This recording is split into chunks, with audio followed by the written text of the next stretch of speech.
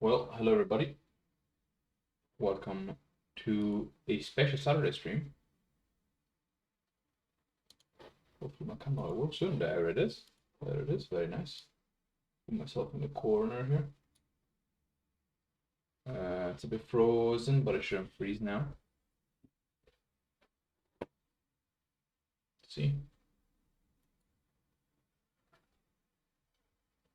I see special Saturday stream because I'm not streaming yet ever on Saturday. The only time I streamed before was on a Sunday. And hey, Alan Fun, you're in the chat. Do you want to Mr. in now or later? Can do both. Luna is in the chat.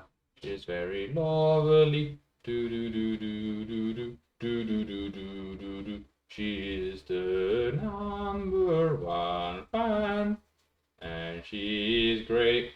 Pom pom pom pom, pom pom pom pom, bororo, pom pom pom pom. Okay, we're gonna get coming through, and I am a dictionary. Oh, that's really good one. That's really good. That's really good coding. Really common there.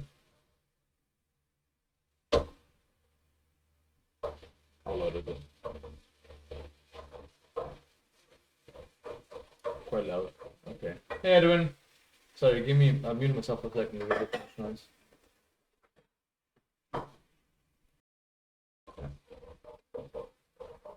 I probably won't be coming to your party today, by the way. I do apologize for that. Sad. Well, there's also tomorrow's engagement party, which we might not go to it, but we'll see. Just very tired, man. Long day, long week, long life. It's been a long 25 years. And she got engaged. She's throwing a party about it. There's a guy called host 00312 that keeps following me every time and is like totally about. It's kind of nice. It's kind of weird. Hey, you have not done the Latin. I'll wait a few minutes. Hopefully we get Dr. Bats and Elizard and other people. Because I'm gonna do today planning to do a lecture style stream where I'm looking through, as I said in the title, medieval Milanese sales, which you've seen me transcribe a few times in the course of the stream. But I kind of want to explain them, run through them, you know? Create some educational content, if I may. Good. So there. Excellent. But I want to wait a few minutes because there's, kind of want to start people being here. Anyway, how are you doing? Wie geht's?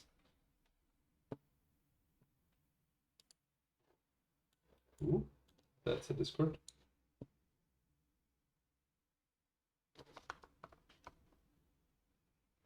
That is the Discord. Tears. Okay.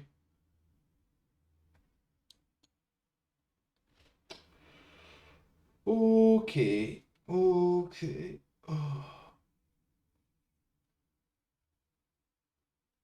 This is like when they give you a training to give lectures, which they don't really do. But anyway, I went to this training class for lectures and they were like, when you wait people to come, just wait.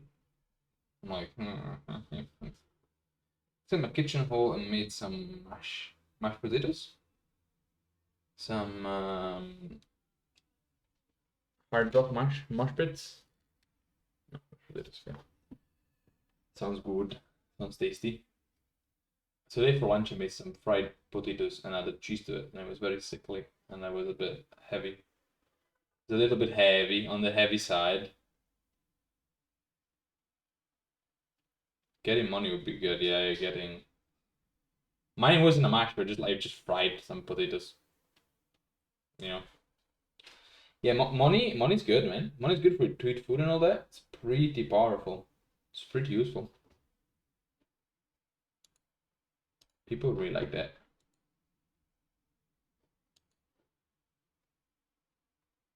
Just a bit of pizza. I don't think he has money to buy cheese and bacon. I think that's a problem, isn't it? I think that's wrong a little bit. That is the issue.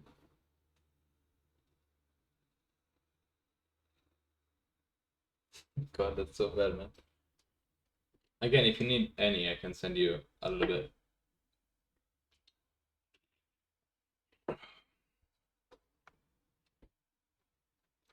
You can steal it from the candle collection for a bit.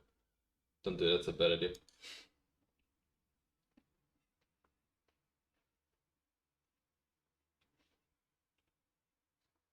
Did you receive it? Maybe. You have 20 pounds in your wallet, you didn't realize? That's really good news, man. How much is it? 5? Is it 10? Is it 20?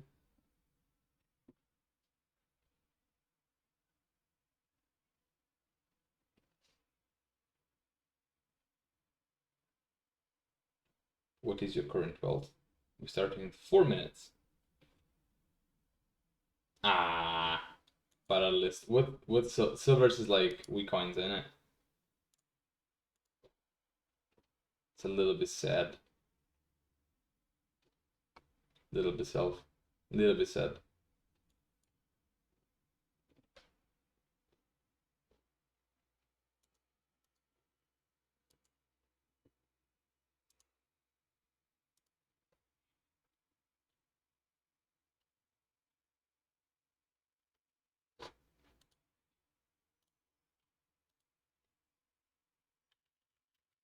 That's not much. That's not much. Get you a mushroom if you buy them by weight and not by container.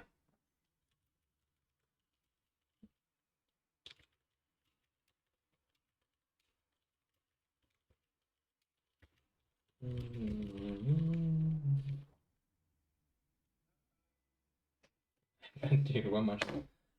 I seen there's a video that's like shopping with like £1 per day.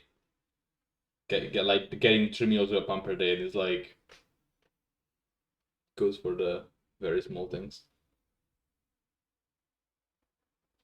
Goes for the very wee things. But look at this document. Look how beautiful it is. Just so I'll sign up before we start. It's like a very well done seal. Nice and fancy seal. One day. But for 3 days. It's actually really nice. Like I picked it for the opening shot here. It looks really good.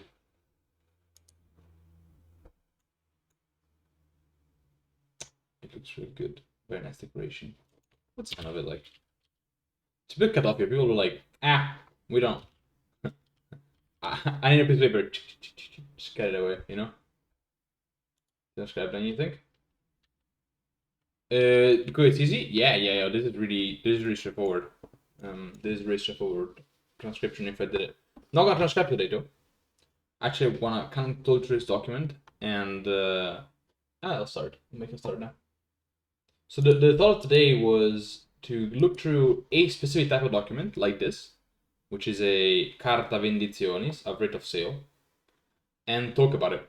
Talk about the different forms of it, talk about the structure of it, talk about the frequency of these documents, why it's important for my research, and yeah, about maybe if I have extra time, maybe also transcribe a bit of it.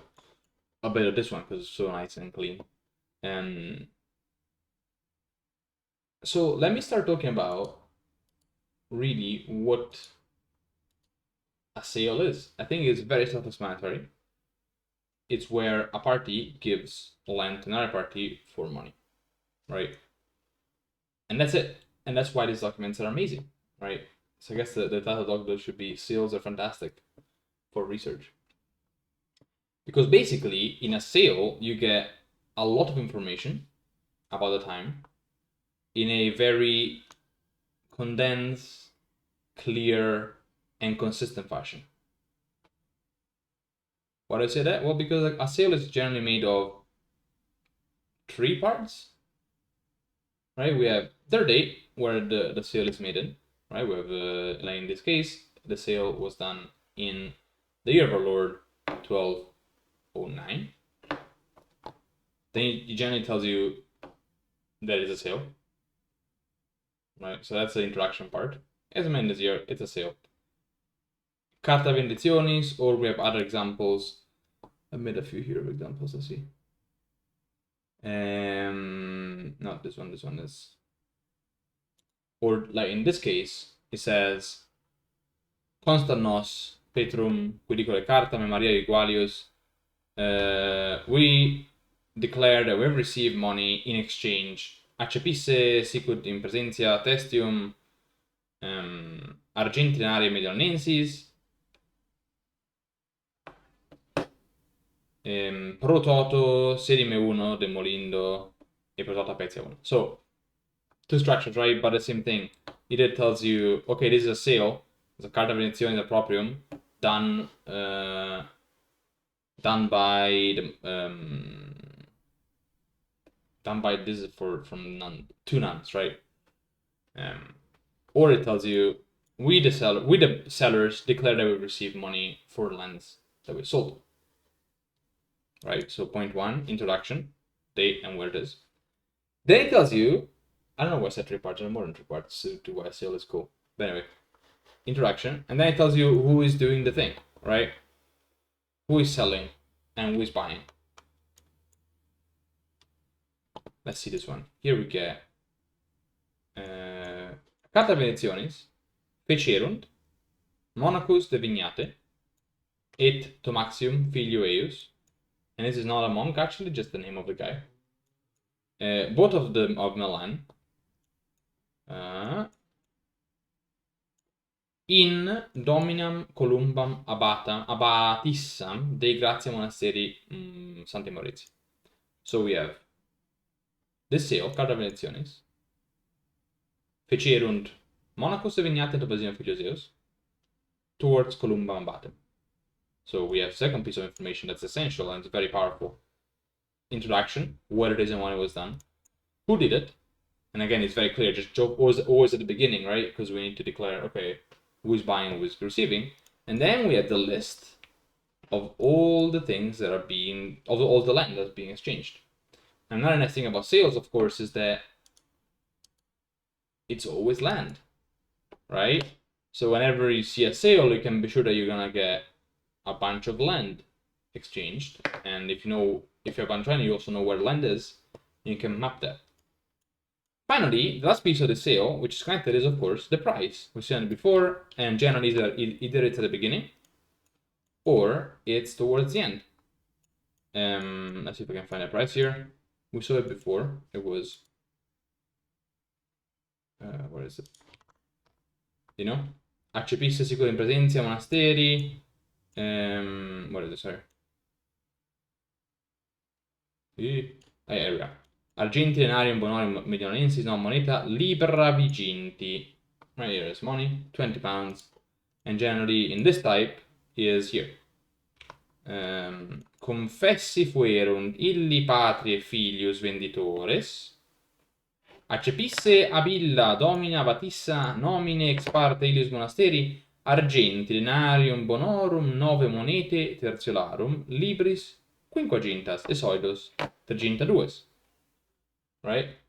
So we have at the beginning. In the previous format is at the beginning, in this format is towards the end. And that's it. And that's all it is in a sale. Of course, it ends with like where the act was and the signature.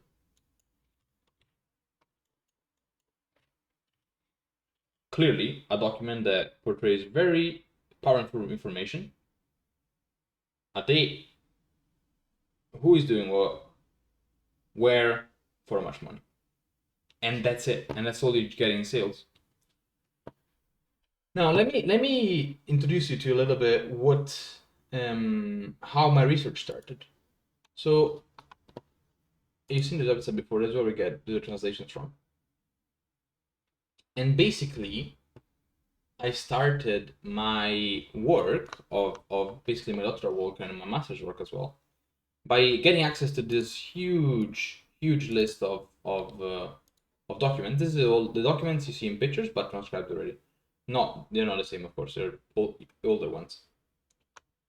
And I said, okay, great. I'll just read through them and identify key points. And then I stumble upon a sale like this one, and I was enamored, right? Because I noticed how clear it was, how much information it was, but also I noticed that women are present in the sales. And I remember that my research is based on studying women and their role in society and their role in the economy. So when you see in a economic grid the presence of like the wife or the widow or a daughter, right, selling something, for me that was a really important point of data. So in this case, we see it as a transcribed sale, again of the first type. Constant nos ardericum filium quondam gesonis, de locasti beni, e contexam equalis. We declare Arderico, blah blah, and Contessa, his wife, or the married spouse, and then it says the information I gave before. So sales for me have been, since the beginning, the most attractive type of document because they contained clear information and often contain women. I want to stop a second. Edwin, tell me if you're following or I'm boring you completely. I want to stop a second and consider why. Okay, well, I want to consider the importance of the presence of women and why it's important research. But first, let me review why it's so cool to have a price in a land place, because that's again, firstly, yes, the actors present are very clear, but also knowing that a sale always will contain the location of land, like in this case, territorio lasce vignate, and a price means I can quantify lots of things from it. Quantify firstly where this land is placed, right? And so I can map it. I can show it on a map. I can say, look, here we have 20 sales. The 20 people sold land in Milan to the monastery, right? Meaning the monastery acquired 20 pieces of land in Milan. Or indeed, I can show, look, the monastery acquired land from throughout. Hey, Dr. Buck. Hello. You missed the whole beginning. Welcome. It's an script. Sorry, it's not that small. I'm just zooming out because I'm rediscussing. I'm discussing kind of restructure this document and the structure of his related documents a little bit here. Basically, I was just saying how sales like this one, a Carta Venditionis, contain a whole host of very clear information. Actually, not a whole host, 4 very clear key points: a date, and a type. The sale. The actor acting in it. In this case, we get. Sorry, I'm repeating that quickly. Just catch everybody up. A father and a son, and the abbess that's receiving the land, that's buying the land. A location, Locke Vignate, where all the land being sold is, and then a price this year, which is for 50 pounds and 32 soldi. And of course, such a wealth of information in a small and clear document, well, not small in a sense of not necessarily size-wise, but different information-wise, right? It only contains this 4 bits. And yes, this is long because we have the whole length of, okay, this is like 50 pieces and the 4 I need to describe 8 pieces. But otherwise, it's not the map. I can just skip the center part, right? Gives me a chance to quite quickly gather many points so that I can, either plot on a graph, on a map, like I was showing before, or like the price, collect it, and really get an idea of the purchasing power of a monastery. Cool. Now, a really cool thing of sales, as I started mentioning before, is how often women participate in them, right? Let me bring back this guy. This is the when I started working. This was my 1, 2, 3, 4, 5, the 6th document I looked through, and the 6th document I looked through. Here we are. We have a wife present acting in a document, right? For me, that was looking towards studying the role of women in Milanese society through the economy of lay women, especially. This was like really interesting. I didn't expect it. My supervisor was very surprised. When I told him, hey, like, there's a set of documents with very old lay people acting, right? And he was like, oh, interesting. Are there women in it? I'm like, yeah, all the time. And it wasn't expecting it. I wasn't expecting it. It was very interesting. Sales are special for this, actually. Of the 1,128 sales I have looked through so far, half of them, 521 of them, have a woman acting it. Meaning, again, generally wife of someone, or sometimes a widow, sometimes daughters, sometimes mothers, widows with sons. But in 50% of documents, more or less, a woman participates in it. Which is a lot, right? Especially if we think, we have the, now a little bit maybe past, but not necessarily actually, conviction or understanding of medieval times where there wasn't much participation in public life or in economic life from women. Indeed, I was pleased to hear this comment made on a presentation I heard a few weeks ago when the presenter was talking about a monastery in the Champagne region, and she was like, look, these lay women, these normal women are donating land to the monastery, even though often we say that women don't like the medieval society. I'm like, yay, I'm not the only one that heard this stereotype or this misunderstanding.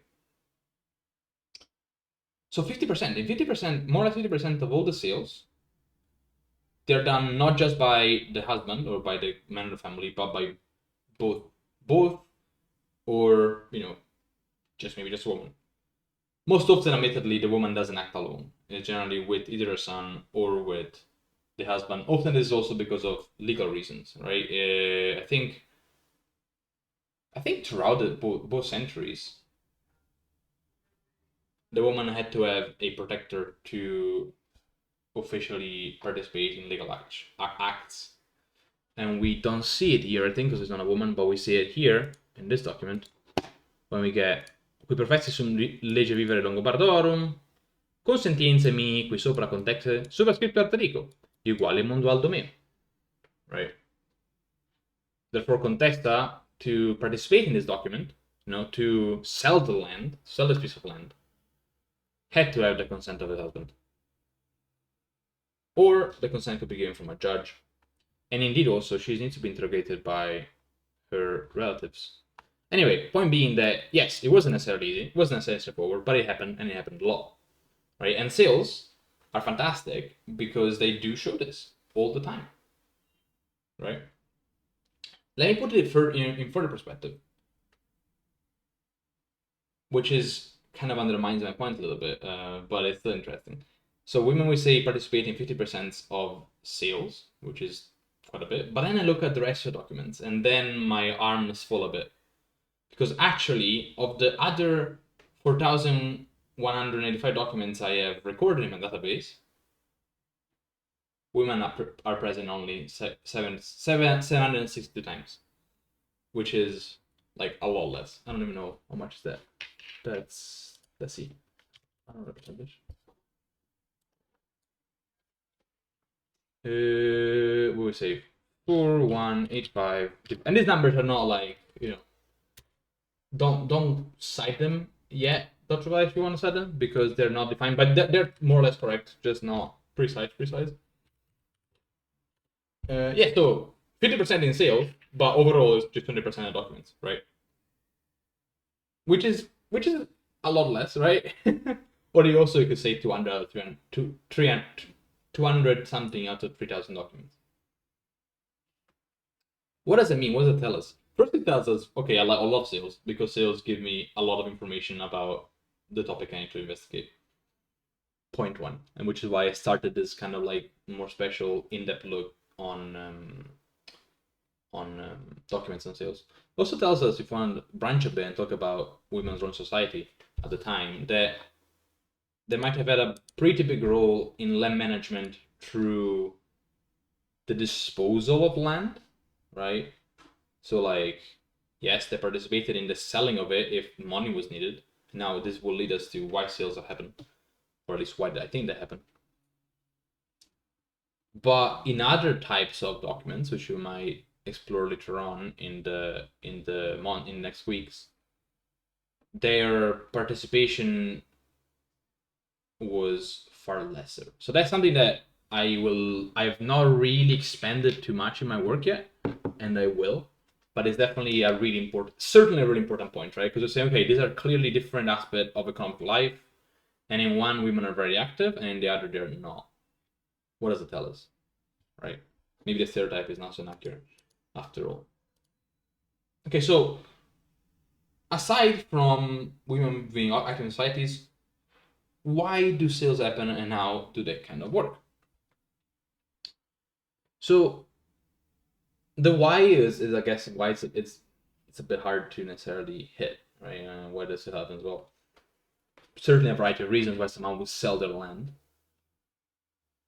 Let's reflect first on who the generally actors are. We most often, meaning probably like, I don't know a percentage, but 80% of the time or more, the buyers in the documents I have, right, comma, because documents I have all come from a set of monasteries from Milan, so they're not all the writs surviving from, they're not all the writs done in the period. Probably there are all the writs surviving from the period, because we don't have many other writs besides monastery writs from the time, from Milan at least, and we don't have much public documentation besides ecclesiastical one.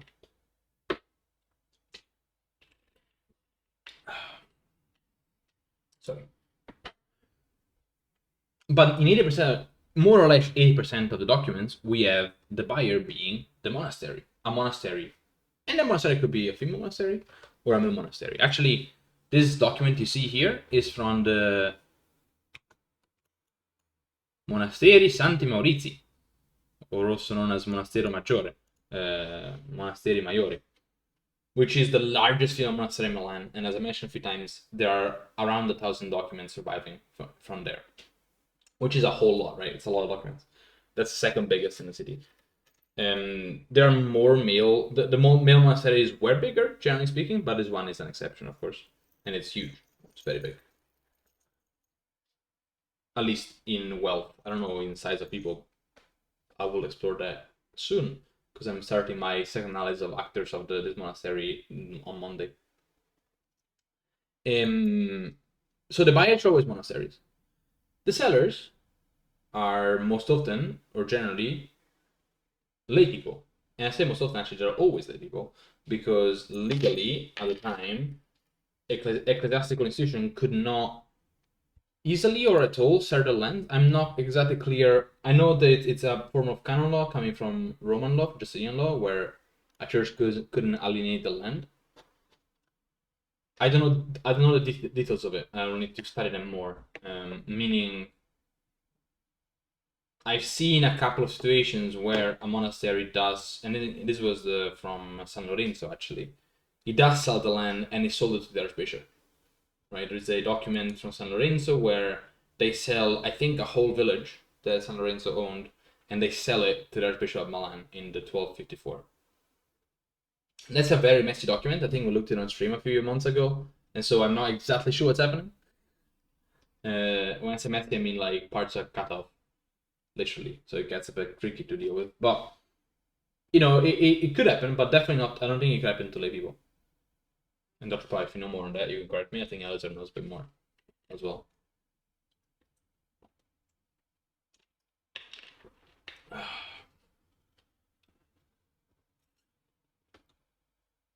The nature of the buyer, though, tells us a lot on why sales happen, right? We definitely should. It's just I think it's being quite busy and a little bit like doesn't know what to talk about. But he knows a whole lot, so it would be very helpful. Maybe I invite him on Saturday actually, and I'll tell him just join me to discuss, just chat about history, chat about our period. That'll be good. He's not here, which is really sad. He said he will come. Anyway, sorry. Going back to the point, it's important to mention who the buyers are, because of course it gives us a glimpse on why these sales are happening, right? And it suggests us, I understand there's two reasons, right? And my understanding of this is my own reflection and not necessarily, yeah, it's my own reflection, right? Which could be true, could not be true. But I can see two main reasons why a monastery is buying land, right? One is an investment. So it's an economic play. It's like, well, we want to increase our holding, increase our production, increase our wealth, our stability. We need to support more people in a monastery or whatever. We have money to invest. Let's buy land, right? And there is something to that for sure, because actually, let me see if I can show this to you. I didn't think about it, but that's actually helpful. I want to show you the map of where land is bought. And the thought is, well, they keep buying land in the same location, right? They keep buying land in the same village, expanding and basically creating a large holding. And as we know, a large united holding is more productive than just random holdings everywhere. But I didn't think about it before, and so didn't prepare a map for it. Oh well. Oh well. You know what? I might not show that today. Maybe next time. Maybe next time. That's a cool idea. Shop. Close it. Sorry. Come on. Oops. I opened a program and now it doesn't let me. Why? This is my password.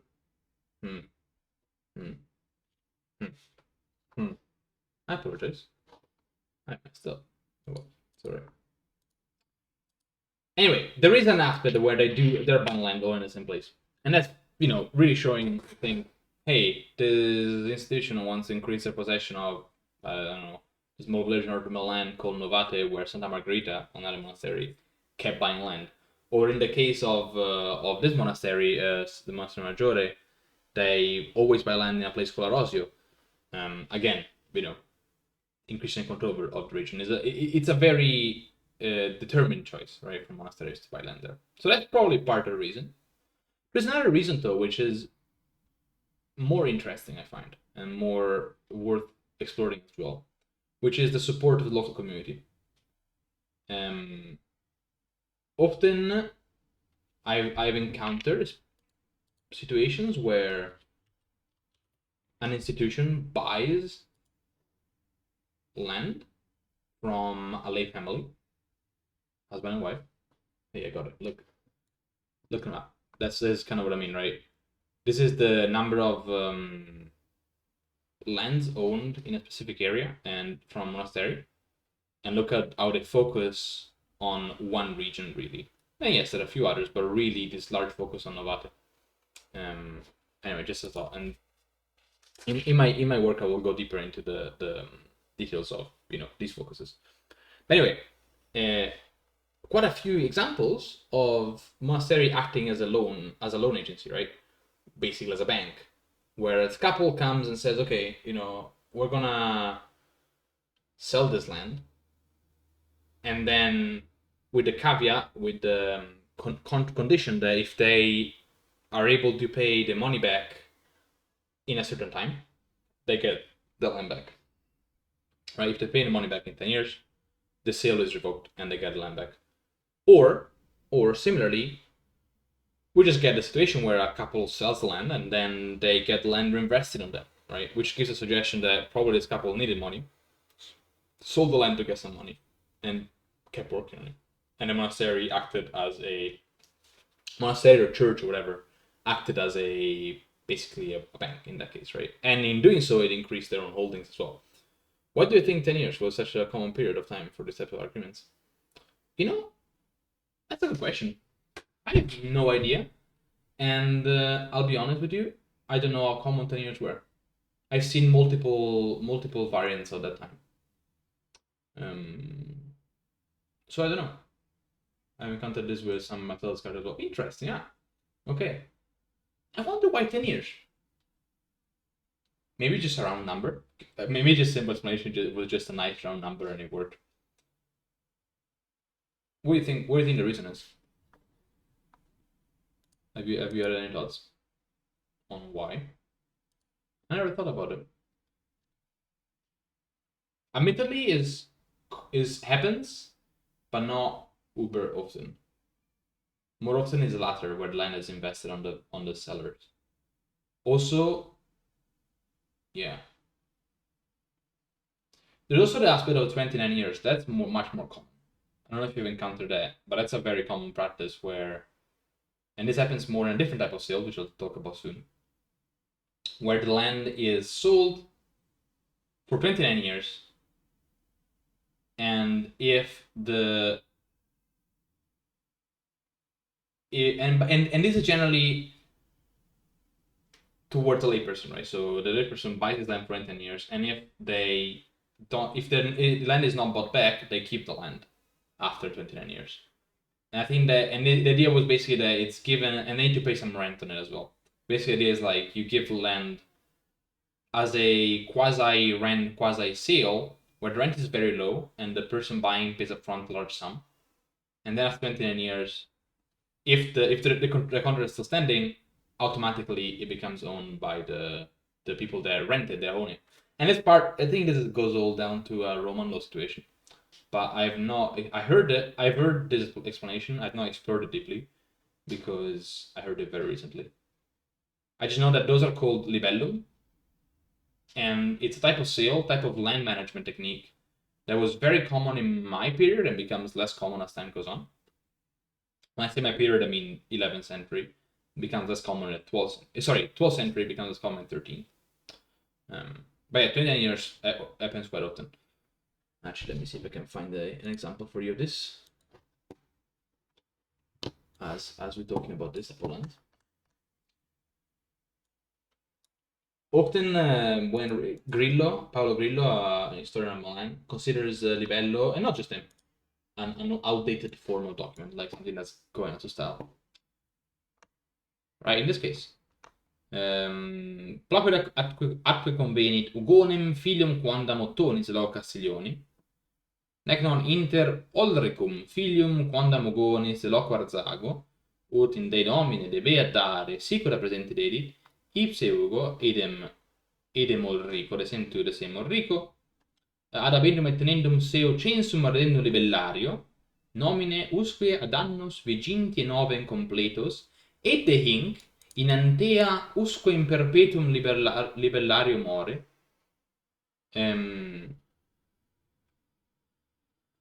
Yeah, and after that, forever, right? 29 years and after that, forever. Which is actually and now that I know about the whole thing of buying it back, maybe I need to reconsider it. But for a long time, I thought this was the same as a sale, but with a slightly different contract. Because I never understood. Okay, you're giving this land for 29 years and then forever afterwards, and I was always a little bit like, what's happening there? You see, like gives to a 29 years and then forever. And I think the case is like the thing is you buy it back in theory, right? You don't just keep it there. But I didn't know at that time. Now I know it makes more sense. Yeah, the 29 years is an aspect of Lombard or Roman law actually.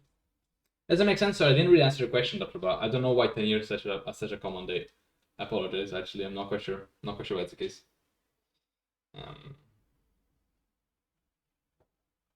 What was I saying? I was saying buyers, monasteries. They probably buy either. Yeah, it's fine. They buy either for increasing their own lands or for. Yeah, that's a good point. It's also interesting to muse upon it, to be honest. Buy either for land to increase their land ownership in an area or to support, or support is a big word, right? Because a bank is not necessarily out of goodwill per se.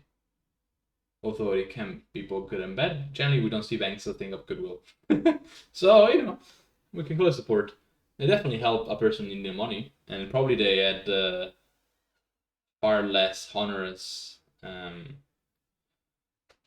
Brezzaviri, these. This is Latin. This is Latin. This is Latin. This is Latin. And I don't know how much I caught of the last half an hour, but it's discussing. It's a sale. Carta Venditionis a proprium. You see, by the way, Dr. Bob. Look at this. Carta Venditionis a proprium et ad libellum. Pro 3 for the underwritten land. The script is also 13th century Milanese land. 1209 actually. In libere tam ab omni ficto et conditione et yeah. So it's just selling land. This is a sale. Right. The seller, of course, why do people sell land? Well, again, I think the big part probably is need of money, right? A few days ago, I saw that in those kind of texts, it's full of abbreviation stuff, so it's more difficult. Yeah, you're very right. And now that you're here, before I continue with the talk, let me show you a couple of abbreviations, which are quite a few of these. And look at this, like this line, for example. It est and is pertice quinque. This is P-E-R, and there's a pertice here, right? Et tabule, T-A-B, tabule, septem, coheret, C-O-H-R, with a line on top, coheret, a ma is mane, et ad meridie de Caligari. So again, abbreviation, very common. Asero Arnoldi de Concorrezzo. Yeah. It's quite hard. That's definitely one of the difficult parts of transcribing. And again, to tie back to the talk of the stream, why I love sales, because sales, as soon as you know, okay, there's a Carta Venditionis, we have, we have money here. It's Libras Quinquagintas Solidus Septuaginta Duo. It's 50 pounds and 32 solidis. That's all you need to know. That's it. I found two key bits of information, and I don't need to understand much more of this document, and that's fantastic. Yes, Dr. Bass suggests Capelli. Capelli is a fantastic source. Let me just put it up for the stream's sake. Yeah, Capelli, 2P's, otherwise you won't find it. That gives a lot of these abbreviations. It's not infallible. Oh, there it is. Looks like this. Not infallible, of course, but it's very helpful. Anyway, thanks, Brezza welcome to the stream. Now, just continuing with the chat on why sales are awesome. When I started doing my masters, right, and it's just Italian, medieval, Latin. It's a good question, Brezza. Are you interested in history? When I started my masters, very interestingly, again, as I said, I started with this beautiful set of documents, which is glorious and beautiful. Very nice. And I found so many sales, right? Hey, that's excellent. So this is like this is from a single monastery in Varese, and basically 30% of these documents. This is each link is a document, right? Each link is a different document. 30% of these are sales, and this was true throughout the 12th century. And actually, I made a graph of it to show you guys what I mean. Look at that. Look at graphing power. I spent 2 weeks learning how to graph some Python, and Matplotlib is great. I love it. It's very powerful. It's fantastic, right? So I just plotting out this is the wrong title. Sales over time, right? Over each decade, this is just showing you where time is. It's actually every year there is the number of sales per year. Actually, it's not per decade.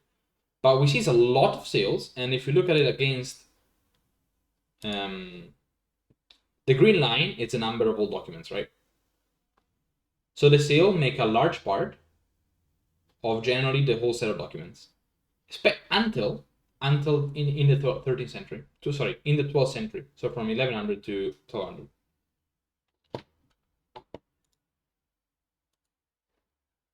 Sorry.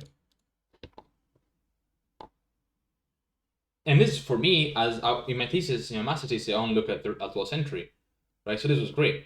Not only were sales really powerful, old docs. That's a really good question, and for my PhD, I need to not just write old docs and actually define it.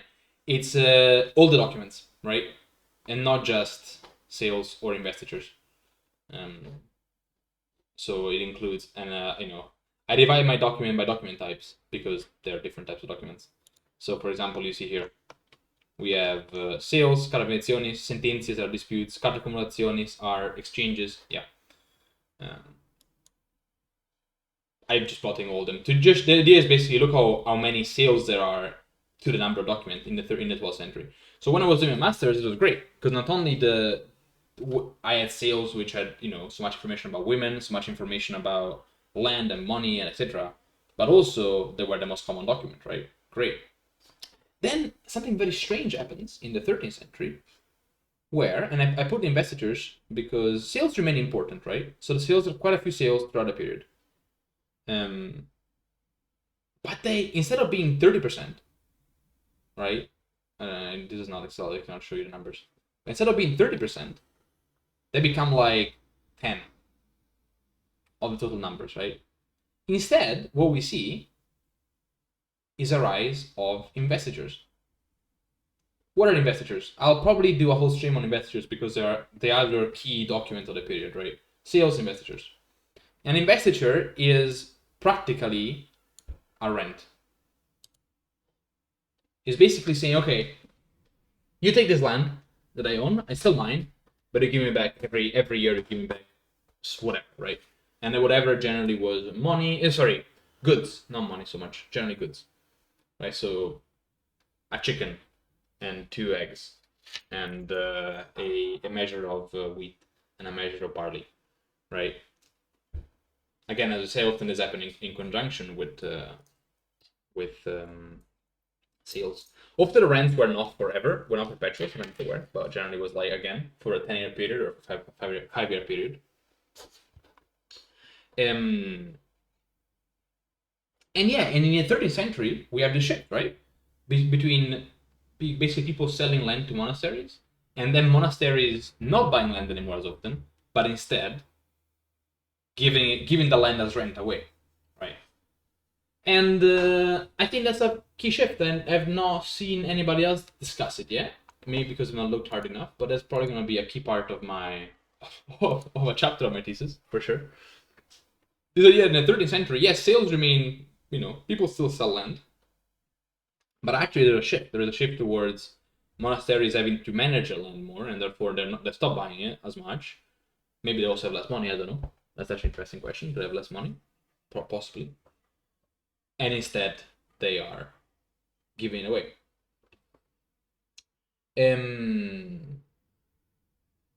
Yeah, I think that's my talk on sales actually. So what did I say? Let's look back on it, right? I'm basically exploring this document type because this is my first stream doing this, but it's also a fascinating document type. Sales are fantastic. They are very consistent. We have key piece of information in it. The year they're made in, the type of document they are, the sale. They tell us who is doing what, very obvious at the beginning. In this case, for example, we read, let me repeat that. We read, okay, we have Carta Venditionis a proprium, fecerunt, Monachus de Vignate, Monachus not a monk, but that's your name. Right, isn't it? I agree with you completely, Brezaviri. Actually, we're going to transcribe it a bit for fun now. Monachus de Vignate, this is just a guy, is called Monachus, monk of Vignate, and Thomasius, filius eius, and his son Thomaius, Tom. And then they do the sale to whom? In dominam columbam abatissam Dei Gratia Monasteri Monialum Santi Maurizi. So very clearly, suddenly in the first 2 line of the document, I've read basically nothing, and I know, hey, we have a son and a father selling land to the abbess of the monastery. And this could be, instead, we have a husband and a wife selling land to the monastery or to a layperson. Then it tells us straight away, okay, nominative, which is basically means the nominativeness. Actually, I don't know how to transcribe it, but it refers to the land sold.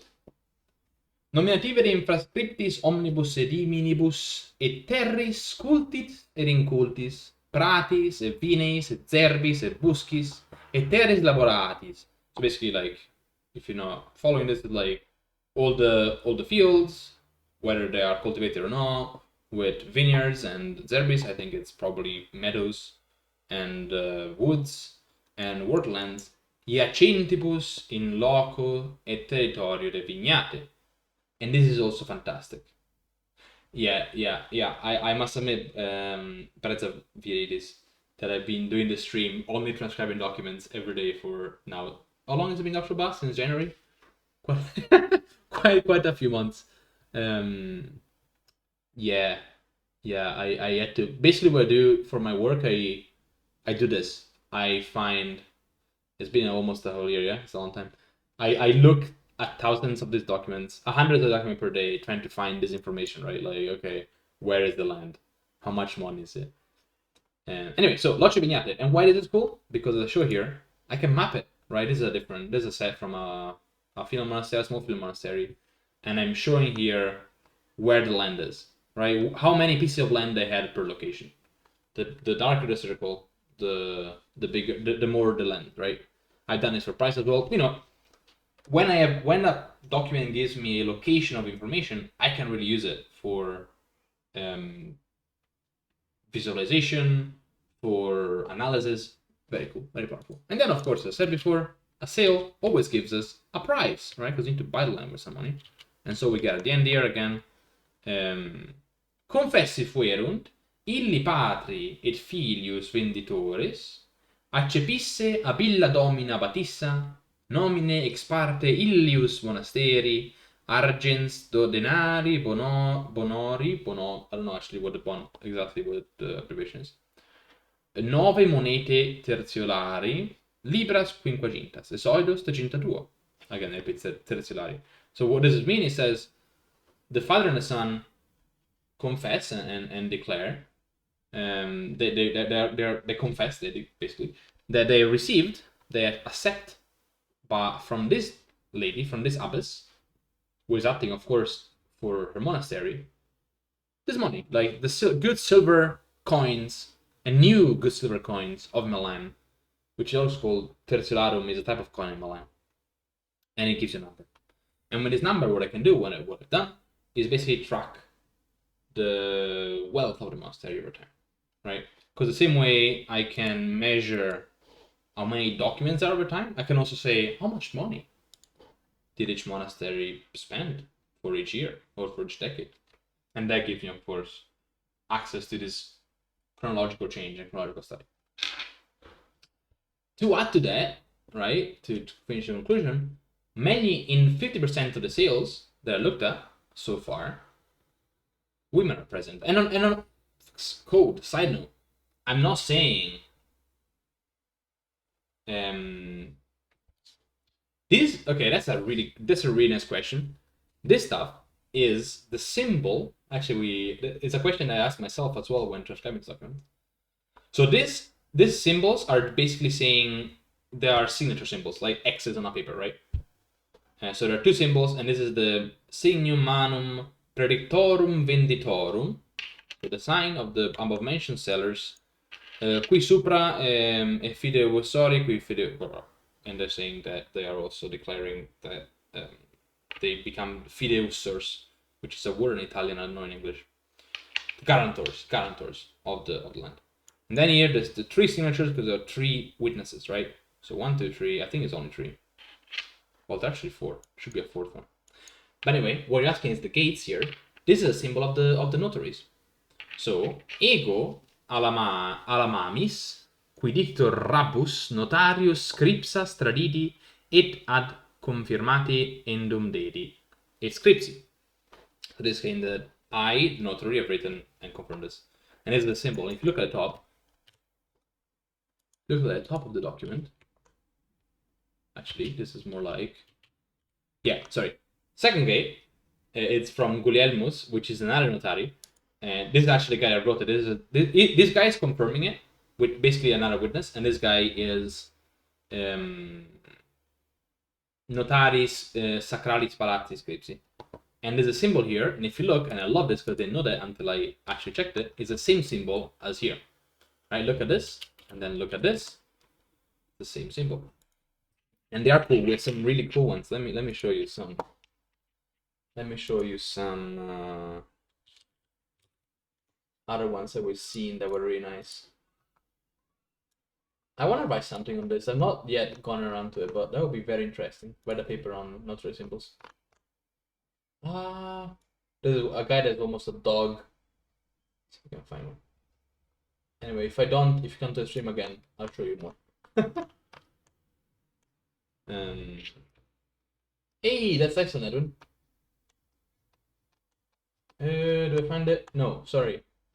If you join it, oh yeah, that's right, I did find it. Wait, 494 of Basilicus, my brother. By the way, to give you an idea how many documents I have to deal with, this is one. This is one of my folders, and that's probably why I'm getting better at transcribing this stuff. So 494. All right, look at this guy. Look at this guy. This is again a symbol of a notary, right? Like a wee dog. And the symbol of this notary is instead of Anselmus de Mellate. Isn't that cute? It's fantastic. A wee dog symbol. It's glorious. I love it. Anyway. Capybaras. Yes, exactly. To finish the thought, yeah, look, by the way, look at this E. I didn't realize it, but it's like a serpent, isn't it? This is like a serpent. This not, if you thought about this, Prezzavieri, this is like E. Ego.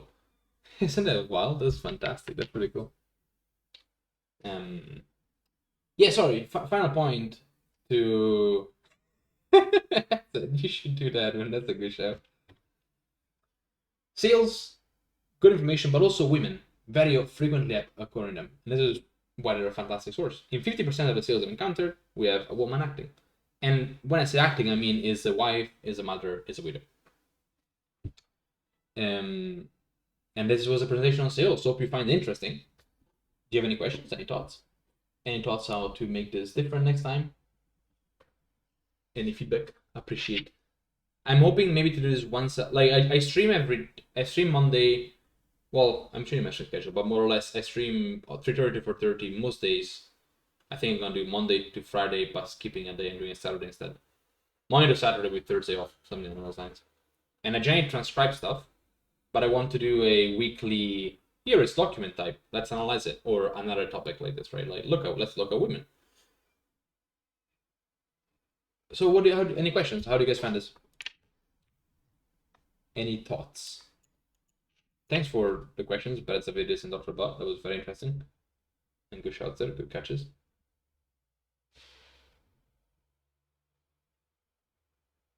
Yeah.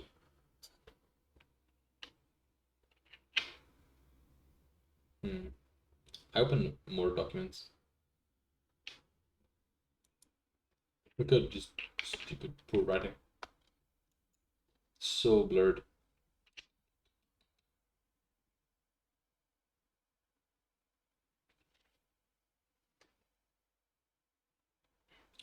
Who I take the who as a let's do this again in the future. Kind of thought. We didn't get Barpagna or PJ come. Very sad. Very sad.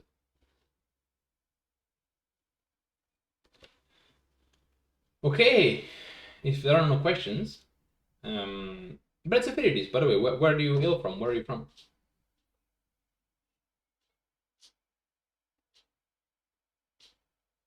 Hey, I'm also Italian. We're from Italy. If you're Milanese, you should definitely come back to the stream more often.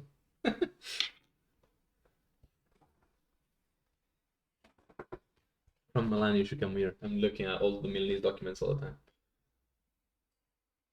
So your Latin must be very good, basically. That's what you're saying. You have a very strong Latin.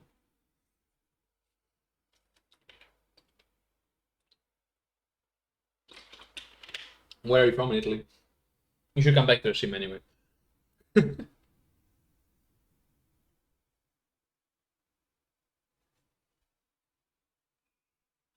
Sicily. Ooh, that's really cool. Nice. Nice. Very far. I have one of my viewers, Elizard, is from Sicily as well, and he wasn't here today, which is sad. But I live in Glasgow, and he lives in Glasgow too. So we both left Italy. When in Sicily? Give us your address. Don't give us the address. That's a bad idea. Don't do it. That's a bad show. Palermo. Hey, nice. He's also from Palermo. No, he's from Messina, actually. Palermo is I like Palermo a lot when I went there. It was very nice. Very warm. Very warm. Unsurprisingly, very warm.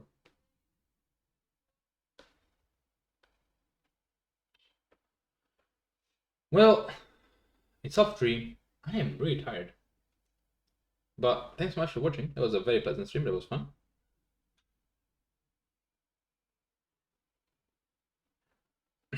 It sounds bad, man. Sounds bad. It is this guy. Wait, let me see. Let me put a picture up.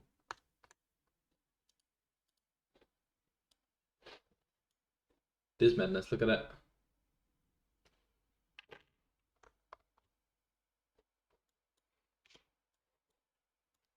Sorry, this is the Discord. If you want to join Discord, by the way, it is for free. We post very unserious things. Not very often, but it's lots of historians there, so there we go.